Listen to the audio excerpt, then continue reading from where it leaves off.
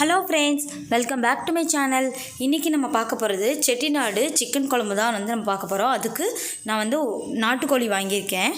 1 kilo வாங்கி cut பண்ணி எடுத்தோன்னா நமக்கு 1/2 கிலோ கிட்ட தான் கறி கிடைக்கும். ஸோ இதோடைய அளவு 1/2 கிலோ கறி. எடை கிராம் பார்த்தோன்னா 1/2 கிலோ இருக்கும். ஸோ நான் அந்த நாட்டுக்கோழியை என்ன பண்ணுறேன்னா மஞ்சத்தூள் போட்டு நல்லா மிக்ஸ் பண்ணிவிட்டு வாஷ் பண்ணி எடுத்துக்க போகிறேன். வாஷ் பண்ணி எடுத்துக்கலாம். நெக்ஸ்ட் ட்ரை ரோஸ்ட் பண்ணுறதுக்கான பொருட்கள் என்னென்ன அப்படின்னு பார்க்கலாம். செட்டிநாடு சிக்கனுக்கே ரொம்ப ரொம்ப டேஸ்ட்டாக கொடுக்கக்கூடியது நம்ம வறுத்து திரிக்கக்கூடிய பொடி தான். அதுக்கு நம்ம என்னெல்லாம் யூஸ் பண்ணுறோன்னா, எப்பவும் போல் சென்டிமெண்ட்டாக நம்ம ஃபஸ்ட்டு கொஞ்சம் மஞ்சத்தூள் எடுத்து வச்சுக்கலாம். அதுக்கப்புறம் 1 டீஸ்பூன் அளவுக்கு சீரகம், அப்புறம் ஒரு 1/4 ஸ்பூன் அளவுக்கு சோம்பு, அதாவது பெருஞ்சீரகம், 1 ஸ்பூன் அளவுக்கு மிளகு, அதுக்கப்புறம் பட்டை, கிராம்பு, ஏலக்காய் இதெல்லாம் நம்ம சேர்க்க போகிறோம். கரம் மசாலா பொருட்கள் நான் கிராம்பு 4 சேர்த்துருக்கேன். அதுக்கப்புறம் பட்டை ஒரு 3 பெரிய பட்டை துண்டை கொஞ்சம் குட்டியாக கட் பண்ணி உடச்சி இதில் சேர்த்துருக்கேன். அனாசி பூ ஒரு முழு பூ சேர்க்கணும். என்கிட்ட உடஞ்ச பூ தான் இருந்ததுனால பாதியாக 2 துண்டு சேர்த்துருக்கேன். ஒரு முழு அனாசி பூ இருக்குன்னா நீங்கள் ஒரு ஃபுல் பூ சேர்த்துக்கலாம். அப்புறம் லவங்கம் பூ அதுவும் சேர்த்துட்டு 2 ஏலக்காவும் சேர்த்துக்கணும். இதுக்கப்புறம் மிளகாய், காஞ்ச மிளகாய் இதில் சேர்க்கணும். நீங்கள் 5லேருந்து 6 மிளகாய் வரைக்கும் உங்கள் காரத்துக்கு தக்கன சேர்த்துக்கலாம். ஸோ இது என்னோடய மிளகா நல்ல காரமாக இருக்கும் அப்படின்றதுனால நான் 5 கொடுத்துருக்குவேன். கொஞ்சம் உங்களுக்கு காரம் கம்மியான மிளகா இருக்குது, இல்லைனா குண்டு மிளகா மாதிரி நீங்கள் சேர்க்க போகிறீங்க அப்படின்னா ஒரு 7 மிளகா வரைக்குமே நீங்கள் காஞ்ச மிளகா சேர்த்துக்கோங்க. இதுக்கப்புறம் நம்ம குழம்புல மிளகாய் தூளோ மல்லித்தூளோ எந்த விதமான பொடியும் நம்ம சேர்க்க மாட்டோம். இதில் என்ன வறுத்து திரிக்கிறோமோ அந்த பொடி மட்டும்தான் சேர்ப்போம். ஒரு கைப்பிடி அளவுக்கு மல்லி விதை நான் எடுத்துக்கிறேன். 2 கைப்பிடி எடுத்துருக்கேன். நம்ம இப்படி பிடிச்சு எடுத்தோன்னா ஒரு கைப்பிடி வரும்னா 2 கைப்பிடி. இதை நான் ஒரு ட்ரை ரோஸ்ட் பண்ண போகிறேன். ஒரு பாத்திரத்தை நல்லா காய வச்சுட்டு கொஞ்சம் சூடு ஏறினதுக்கப்புறம் லைட்டாக தான் சூடு ஏறி இருக்கணும். நான் சிம்மில் வச்சுருக்கேன். ஏன்னா நம்ம கொஞ்சம் கொஞ்சமாக இதில் போட போகிறோமா. ஸோ நம்ம ஹை ஃப்ளேமில் வச்சுருந்தோம் அப்படின்னா அடியில் உள்ள பொருள் எல்லாமே கருகிரும். ஸோ நம்ம சிம்மில் வச்சுட்டு அடுப்பு பற்ற வச்சு சிம்மில் வச்சுட்டு நம்ம அப்போவே எல்லா ப்ராடக்டையும் இந்த பொருள் எல்லாத்தையும் இதில் தட்டிட்டு மஞ்சத்தூளை மட்டும் எடுத்து வச்சுட்டேன். ஏன்னா மஞ்சத்தூளை இப்போவே போட்டிங்கன்னா மஞ்சத்தூள் கண்டிப்பாக கரிஞ்ச வாடை வந்துடும். உங்களுக்கு அந்த என்டையர் மசாலாவே கொலாப்ஸ் ஆயிரும். ஸோ நீங்கள் மஞ்சத்தூளை மட்டும் விட்டுட்டு மற்றது எல்லாத்தையும் போடுங்க. நான் மஞ்சத்தூளை மிக்சியில் ஜாரில் சேர்த்துருக்கணும், இல்லைன்னா இந்த பாத்திரத்துலையாவது சேர்த்துருக்கணும். நான் தட்டில் வச்சதுனால கொஞ்சம் அந்த மஞ்சத்தூள் மூவ் ஆகாமல் இதில் கலந்துடாமல் இருக்கணும்னு கொஞ்சம் தள்ளி வச்சு நான் கொஞ்சம் கொஞ்சமாக இந்த பொருட்களை பாத்திரத்தில் சேர்த்துட்டு இருந்தேன். கொஞ்சம் நல்லா வதங்கி இந்த வாசனை வரும். நல்ல மிளகாய், மல்லி, பட்டை, கிராம்பு, சோம்பு எல்லாத்தையும் நம்ம வறுக்கும்போது ஒரு வாசனை வரும், கரம் மசாலா வாசனை. அது நல்லா வந்ததுக்கப்புறம் கருகிடக்கூடாது. நல்ல வாசனை சூடு பறக்க வந்ததுக்கப்புறம் நம்ம ஆஃப் பண்ணிடலாம். ஆஃப் பண்ணிவிட்டு நம்ம மஞ்சத்தூளை மட்டும் இதில் சேர்த்துட்டு நம்ம ஆற வச்சிடலாம். பாருங்கள், மிளகா உங்களுக்கு எப்படி இருக்கணும்னா நல்லா வறுபட்டுருக்கணும்.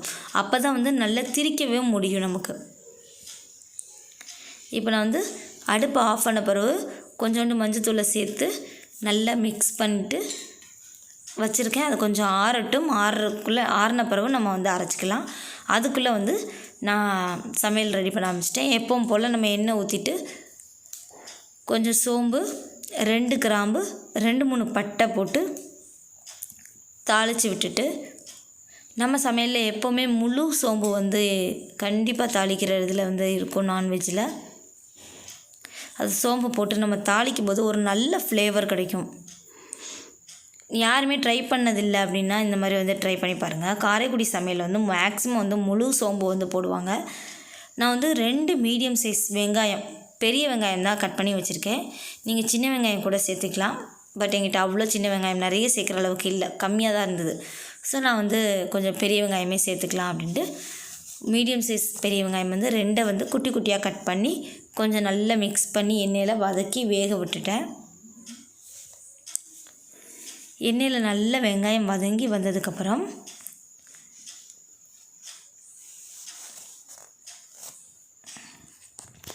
இப்போ நம்ம வந்து 1 பை 1 வந்து நம்ம ஒவ்வொரு பொருளாக வந்து நம்ம சேர்த்துடலாம். வெங்காயம் பாருங்கள் நல்லா கலர் சேஞ்ச் ஆயிடுச்சு. இப்போ வந்து நான் வீட்லேயே தயார் பண்ண இஞ்சி பூண்டு பேஸ்ட்டு, நல்ல பெரிய ஸ்பூன் பாருங்கள், இது ஒரு டேபிள் ஸ்பூன் அளவுக்கு நம்ம நிறைய போடுற மாதிரி போட்டுக்கணும். இந்த ஸ்பூனோட சைஸ் பாருங்கள், கொஞ்சம் பெரிய, நார்மல் டீஸ்பூனை விட இது கொஞ்சம் பெரிய சைஸாக இருக்கும். அந்த எண்ணெயில் வந்து இஞ்சி பூண்டு பேஸ்ட்டு வந்து பச்சை வாசனை போகிற அளவுக்கு நல்லா வதக்குனதுக்கப்புறம் நான் வந்து தக்காளியை சேர்த்து நல்லா வதக்கி வேக விட போகிறேன்.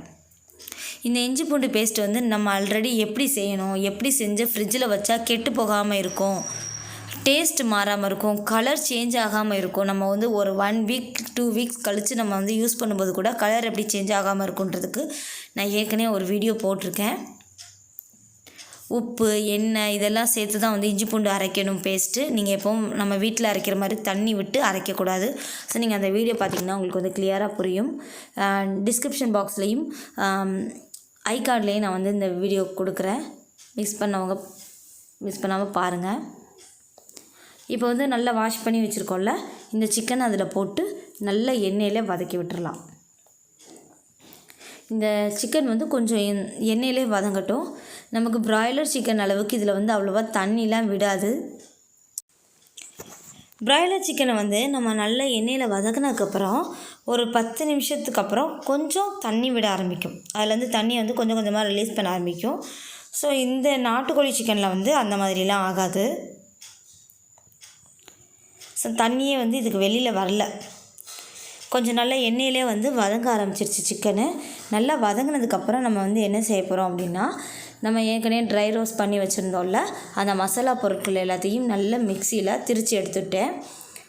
அதை வந்து இந்த சிக்கனோட போட்டு நல்லா மிக்ஸ் பண்ணணும். நம்ம ஏற்கனவே வந்து நல்லா ட்ரை ரோஸ்ட் பண்ணிவிட்டு தான் நம்ம வந்து அதை பொடியை திரிச்சிருக்கோம். அப்படின்றதுனால நம்ம எண்ணெயில் போட்டு நல்லா வதக்கணுன்றது இல்லை. நம்ம வந்து சும்மாவே இந்த ஸ்டேஜில் வந்து நம்ம கலந்து விட்டுக்கலாம். நம்ம தண்ணி ஊற்றிட்டு கூட இந்த பொடியை போட்டுக்கலாம். பட் இதில் நம்ம கொஞ்சம் எண்ணெயில் போட்டு வதக்கிட்டு அதுக்கப்புறம் நம்ம குழம்பு வைக்கும்போது இந்த குழம்பு வந்து பார்க்க வந்து கொஞ்சம் நல்லா ரெட் கலராக இருக்கும். அதுக்காக வந்து நான் இந்த மாதிரி சிக்கன்லே கொஞ்சம் எண்ணெயில் வதங்கும் போதே இந்த பொடியை போட்டு நான் மிக்ஸ் பண்ணிட்டேன். பாருங்கள், இது பார்க்கவே வந்து எவ்வளோ ரெட்டிஷாக அழகாக இருக்குன்னு. இந்த மிளகா நான் யூஸ் பண்ண மிளகா வந்து கொஞ்சம் கலர் டிண்டட் கொடுக்கும், நல்ல கலராக கிடைக்கும். காஷ்மீரி மிளகாவை விட கம்மியாக கிடைக்கும். ஸோ நம்ம நார்மல் மிளகாவை விட கொஞ்சம் ரெட்டிஷாக கிடைக்கும். நான் இதை நல்லா போட்டு எல்லா சிக்கன்லேயும் வர மாதிரி பண்ணதுக்கப்புறம் கொஞ்சம் தண்ணி சேர்த்துக்கிறேன். நீங்கள் வந்து தண்ணி சேர்க்காமல் கொஞ்சமாக தண்ணி சேர்த்து கொஞ்சம் அப்படியே கூட்டு மாதிரி வச்சா கூட இந்த கிரேவி வந்து செம்ம டேஸ்ட்டாக இருக்கும். உப்பு சேர்த்து வேக வச்சு நம்ம இதோட ஸ்டாப் பண்ணிக்கலாம். அப்படி இல்லை நம்ம குழம்பா வைக்க போகிறோம் அப்படின்னா இதிலேருந்து நம்ம கொஞ்சம் கூடுதலாகவே தண்ணி விட்டுக்கணும். நான் வந்து குழம்பு கொஞ்சம் தண்ணியாக தான் வைக்க போகிறேன். ஸோ நான் அதனால் குழம்புக்கு வந்து தண்ணி கூடுதலாக விட்டு நல்லா கொதிக்க விட்டுட்டேன். சிக்கன் வந்து ஒரு பாதி அளவுக்கு வேகட்டும். வெந்ததுக்கப்புறம் 2 உருளைக்கிழங்கு நான் வந்து பெரிய உருளைக்கிழங்கு எடுத்து கட் பண்ணிக்க போகிறேன். ஏற்கனவே என்னுடைய பழைய வீடியோஸ் பார்த்துருந்தவங்களுக்கு தெரியும், நான் வந்து மட்டன் சிக்கன் எதுலேயுமே வந்து உருளைக்கிழங்கு சேர்க்கணும், சேர்த்தா டேஸ்ட்டாக இருக்கும் அப்படின்னு நான் வந்து சொல்லியிருக்கேன். ஸோ எங்கள் வீட்டில் பிள்ளைங்க எல்லாத்துக்குமே வந்து பொட்டேட்டோ சிக்கன் குழம்புல மட்டன் குழம்புலலாம் போட்டு அதை சாப்பிட்றது ரொம்ப பிடிக்கும். உருளைக்கிழங்கு வந்து வெந்ததுக்கப்புறம் தேங்காய் அரைச்சி விடணும். தேங்காய் வந்து ஒரு 4 ஸ்பூன் அளவுக்கு தேங்காய் எடுத்துக்கோங்க. திருவண்ண தேங்காய் எடுத்து கொஞ்சம் தண்ணி விட்டு அரைச்சிக்கோங்க. அதில் வேறு எந்த மசாலா பொருளுமே நம்ம சேர்க்க வேண்டாம். வெறும் தேங்காய் மட்டும் அரைச்சி இதில் வந்து நம்ம ஊற்றிக்கலாம். இல்லை எனக்கு தேங்காய் அரைச்சி ஊற்றினா ஒரு மாதிரி நெருன்னு தெரியும்னு நீங்கள் நினச்சிங்கன்னா கொஞ்சம் தேங்காய் பால் கூட ஊற்றி நல்லா கொதிக்க வச்சு ஆஃப் பண்ணி எடுத்துகிட்டு கடைசியில் கொஞ்சம் மல்லியில தூவி நம்ம வந்து சர்வ் பண்ணிடலாம். செட்டிநாட் சிக்கன் ரொம்ப சிம்பிளாக இவ்வளோ ஈஸியாக வைக்கலாம். ஆனால் செம்ம டேஸ்ட்டாக இருக்கும். இது வரைக்கும் ட்ரை பண்ணதில்லை அப்படின்னா இந்த மாதிரி ட்ரை பண்ணி பாருங்கள். நிறைய பேர் வந்து சிக்கனில் நிறைய ரெசிபிஸ் பண்ணியிருப்போம். ஸோ நம்ம ஒவ்வொரு மசாலா பொருளையும் நம்ம மாற்றும் போது குழம்பு வந்து ஒவ்வொரு விதமாக நமக்கு டேஸ்ட் வந்து மாறும். கடைகளில் வாங்கி நம்ம பொடி போட்டு குழம்பு வைக்கிறத விட நம்ம வீட்டிலையே எப்போவுமே வறுத்து திரித்து குழம்பு வச்சு பாருங்கள். அப்போ தான் வந்து குழம்பு ரொம்ப டேஸ்ட்டாகவும் இருக்கும், ரொம்ப ஹெல்த்தியாகவும் இருக்கும். ஏன்னா கடைகளில் வந்து என்னென்ன பொடி சேர்க்குறாங்க அப்படின்னே நமக்கு தெரியாது இல்லையா? ஸோ நம்ம ஹெல்த்து குழந்தைங்க ஹெல்த்தெல்லாம் பார்க்கணுன்னா நம்ம வீட்டிலே நம்ம பொடி தயாரித்து குழம்பு வைக்கிறது தான் நமக்கு வந்து ரொம்ப நல்லது. உங்களுக்கு இந்த வீடியோ பிடிச்சிருந்தால் லைக் பண்ணிவிட்டு நம்ம சேனலை மறக்காமல் சப்ஸ்கிரைப் பண்ணிக்கோங்க. உங்கள் ஃப்ரெண்ட்ஸோடு ஷேர் பண்ணிக்கோங்க. தேங்க்ஸ் ஃபார் வாட்சிங். Bye.